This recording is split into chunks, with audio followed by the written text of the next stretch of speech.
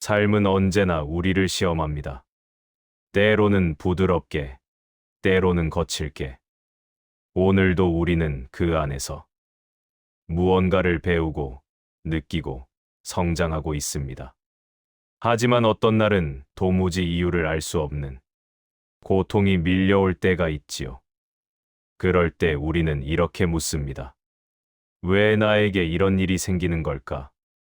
부처님께서는 말씀하셨습니다. 삶은 고이다. 고통은 잘못된 것이 아니라 존재의 본질 그 자체입니다. 우리가 고통을 피하려 할수록 그 고통은 더 깊이 우리를 따라옵니다. 그래서 스승은 이렇게 말했습니다. 고통을 없애려 하지 말고 그 고통을 바라보는 눈을 바꾸어라. 고통은 피해야 할 적이 아닙니다. 그것은 우리 마음을 깨우는 종소리입니다. 불은 나무를 태우지만 그 속에서 새로운 씨앗이 자라납니다. 시련도 그렇습니다. 우리의 마음을 태우지만 그 속에서 지혜의 씨앗이 자라납니다. 그래서 부처님은 말씀하셨습니다. 고통은 깨달음의 문 앞에 놓인 문직이다. 그 문을 통과해야 우리는 진정한 나를 만날 수 있습니다. 시련이 복으로 바뀌는 순간이 있습니다. 그 징조들은 조용히, 아주 천천히 찾아옵니다. 첫 번째 징조는 내면의 평화입니다. 예전에는 작은 일에도 흔들렸던 마음이 이상하게도 요즘은 차분합니다. 누군가 나를 오해해도 예상치 못한 일이 생기고 이상하게 마음이 흔들리지 않습니다. 예전 같으면 밤새 뒤척였을 일도 지금은 그냥 그럴 수도 있지 하고 흘려보냅니다. 이건 무감각이 아닙니다. 내면이 단단해졌다는 증거입니다. 삶의 풍파가 잦아들었기 때문이 아니라 그 풍파 속에서도 나 자신을 잃지 않게 된 것이지요. 사람들이 뭐라 해도 상황이 흔들려도 내 안은 잔잔합니다. 그 잔잔함은 마치 폭풍 속의 호수 같습니다. 겉으론 바람이 몰아쳐도 그 깊은 곳은 언제나 고요합니다. 부처님께서는 말씀하셨습니다. 마음이 고요하면 세상도 고요하다. 우리가 세상을 통제할 수는 없지만 마음을 바라보는 눈을 바꿀 수는 있습니다. 그때 우리는 깨닫습니다. 아, 이것이 복의 시작이구나. 고요함 속에 피어나는 작은 미소. 그것이 바로 시련이 복으로 바뀌는 첫 번째 징조입니다. 두 번째 징조는 집착이 줄어드는 순간입니다. 예전에는 꼭 이루어야 한다고 믿었던 일들이 지금은 인연이 되면 되겠지 하고 내려놓아집니다. 누군가 나를 떠나도 기회가 눈앞에서 스쳐도 이제는 그렇게까지 아프지 않습니다. 마음이 비워지면 고통도 함께 줄어듭니다. 비운 만큼 새 행복이 들어올 자리가 생기지요. 부처님께서는 말씀하셨습니다. 모든 괴로움은 집착에서 비롯된다. 이 말은 단순히 포기하라는 뜻이 아닙니다. 진정한 내려놓음은 도망이 아니라 자유입니다. 무언가를 억지로 쥐고 있을 때는 그것이 나를 지탱한다고 믿지만 사실은 그것이 나를 묶고 있는 경우가 많습니다. 손을 펴면 바람이 들어옵니다. 마음을 비우면 복이 들어옵니다. 비움은 결핍이 아니라 여백입니다.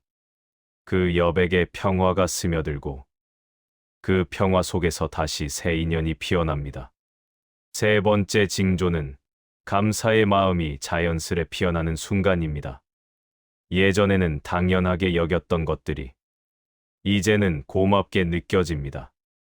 아침에 눈을 뜰 수 있는 것, 식탁 위에 한 끼의 밥이 있는 것, 누군가 내 이야기를 들어주는 것, 이 모든 것이 감사로 다가옵니다.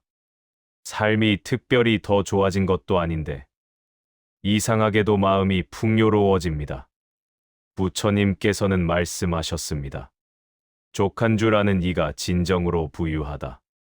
감사는 부족함 속에서도 충만을 발견하게 합니다.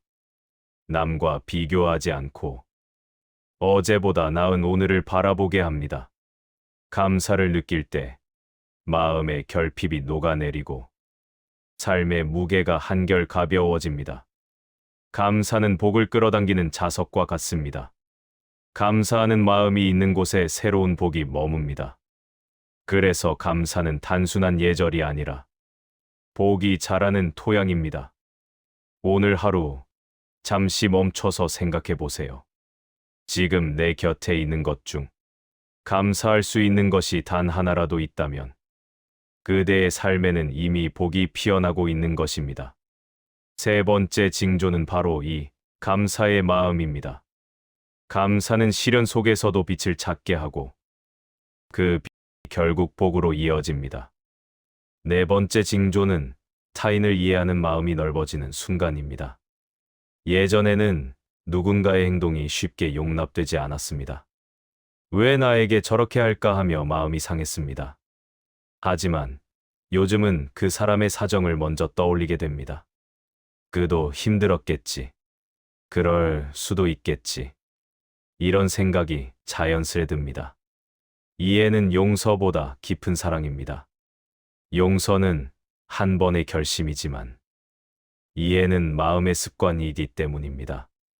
부처님께서는 말씀하셨습니다. 남의 허물을 보지 말고 자신의 마음을 살피라. 타인을 이해하게 되면 결국 나 자신을 더 깊이 보게 됩니다.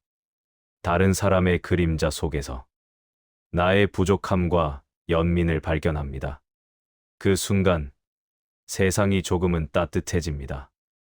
이해는 관계를 회복시키고 마음을 부드럽게 합니다. 예전에는 상처로 남던 말이 지금은 그저 바람처럼 흘러갑니다. 그 사람을 바꾸려 하지 않아도 내 마음이 바뀌면 세상도 달라집니다. 이것이 바로 복이 자라나는 또 하나의 징조입니다. 이해가 깊어질수록 관계의 고통이 줄어들고 그 자리에 평화가 피어납니다. 네 번째 징조는 이해의 마음입니다.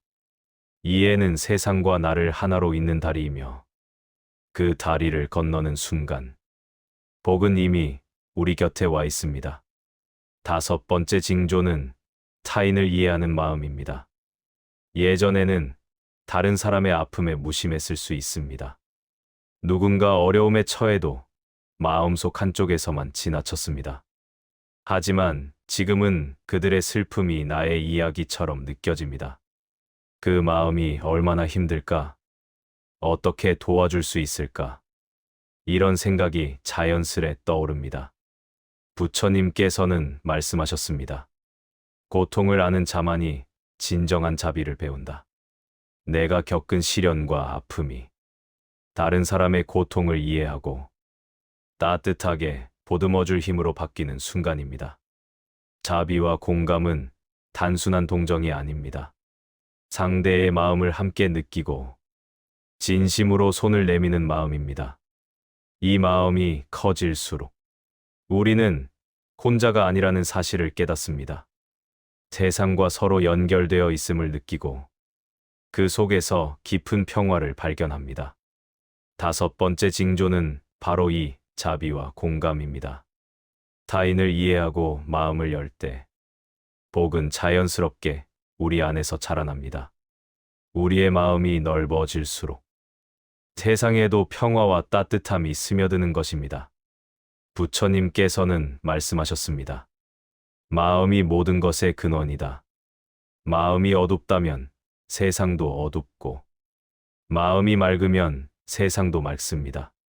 같은 시련이라도 마음을 어떻게 두느냐에 따라 그 의미가 완전히 달라집니다.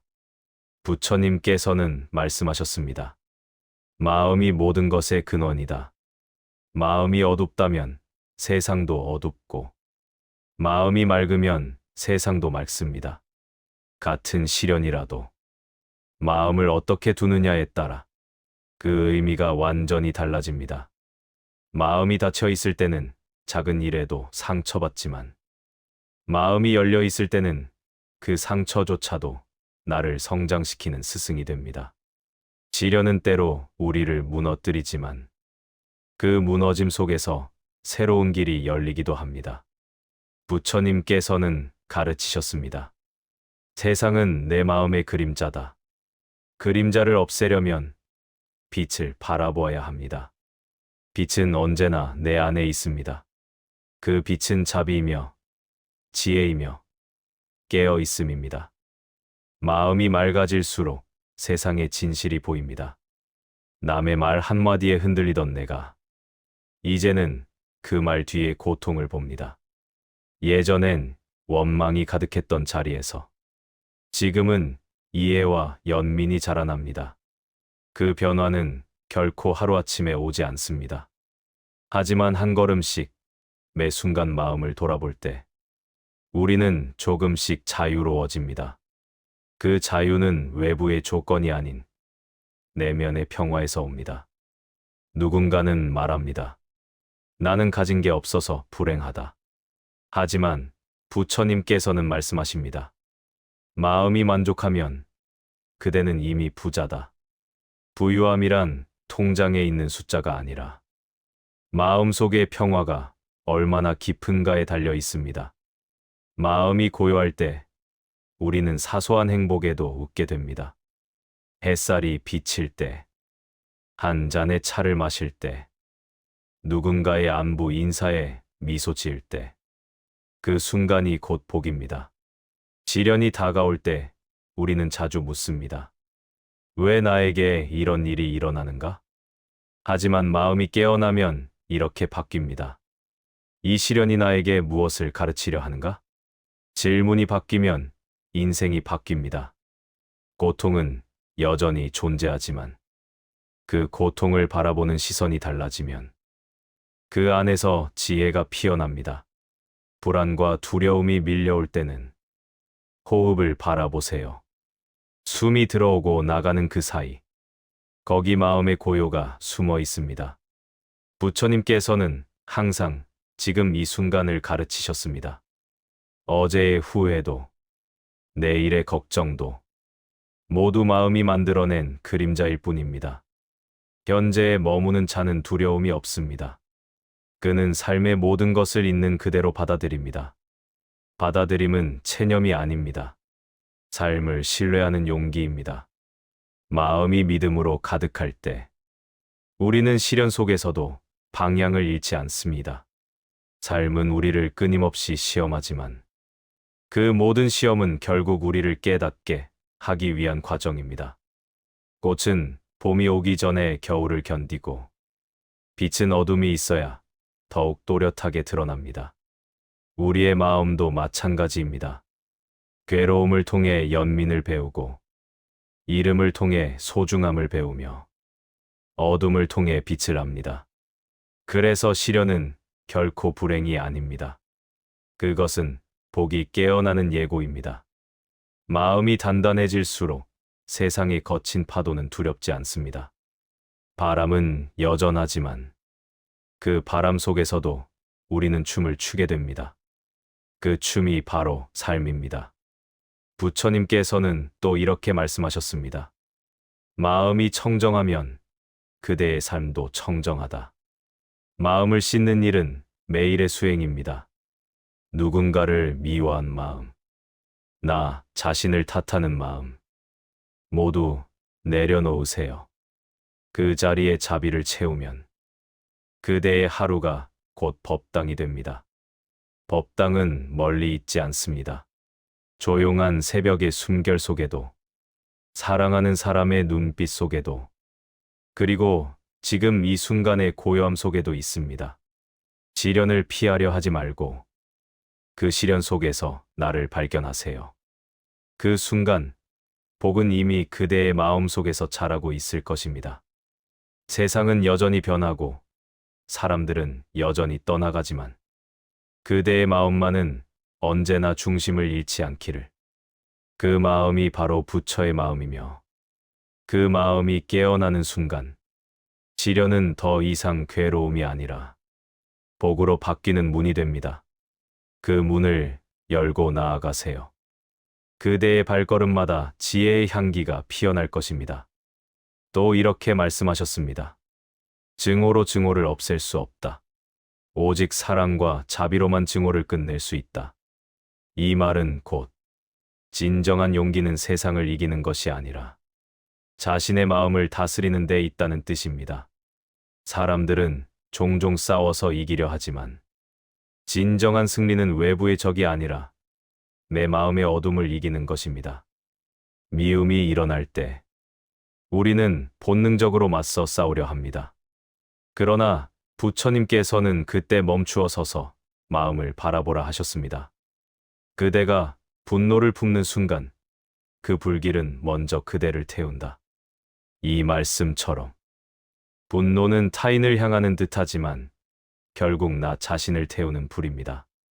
그 불길을 끄는 유일한 방법은 사랑과 자비입니다. 사랑은 약한 마음이 아닙니다. 자비는 물러남이 아닙니다. 진정한 자비는 가장 강한 마음의 표현입니다. 상대가 나를 이해하지 못하더라도 내가 먼저 이해하려는 마음을 낼 때 세상은 달라집니다. 그대가 미움 대신 이해를 택할 때 그대의 마음은 이미 부처의 마음으로 물들고 있습니다. 세상은 여전히 시끄럽고 사람들은 여전히 서로를 탓하지만 그대의 마음속에는 고요한 연못이 하나 있습니다. 그 연못은 자비로 가득 차 있습니다. 누군가 돌을 던져도 잠시 파문만일 뿐, 곧 다시 잔잔해집니다. 그대가 그 잔잔함을 지킬 수 있다면 그대는 이미 세상을 이긴 것입니다. 부처님께서는 이렇게 말씀하셨습니다. 미움은 미움으로 사라지지 않는다. 사랑으로만 사라진다. 이 말은 단지 교훈이 아니라 수행의 길입니다. 매 순간 미움을 사랑으로 바꾸는 연습. 그것이 곧 깨달음의 시작입니다. 가까운 사람과 다투었을 때 이 말이 떠오른다면 그대는 이미 수행 중입니다. 그대가 먼저 마음을 내려놓을 때 그대의 미소가 그 상대의 마음을 녹일지도 모릅니다. 사람들은 세상을 바꾸려 하지만 부처님은 마음을 바꾸라 하셨습니다. 마음이 바뀌면 세상이 바뀝니다. 세상의 모든 전쟁은 마음속 전쟁에서 비롯됩니다. 그대의 마음이 평화로우면 그 평화가 파도처럼 번져나가 세상에 닿습니다. 증오를 없애는 것은 거대한 힘이 아니라 작은 자비의 실천입니다. 미소 한 번, 따뜻한 말 한마디, 그것이 세상을 바꾸는 시작입니다. 그대가 오늘 한 사람에게라도 따뜻한 말을 건넸다면 그것이 곧 세상에 자비의 씨앗을 심은 것입니다. 그 씨앗은 작지만 시간이 지나면 숲이 되고 그 숲은 세상의 고통을 덮는 그늘이 됩니다. 그러니 미움이 찾아올 때마다 기억하세요. 그대의 마음속에는 두 개의 길이 있습니다. 하나는 증오로 향하는 길, 다른 하나는 자비로 향하는 길.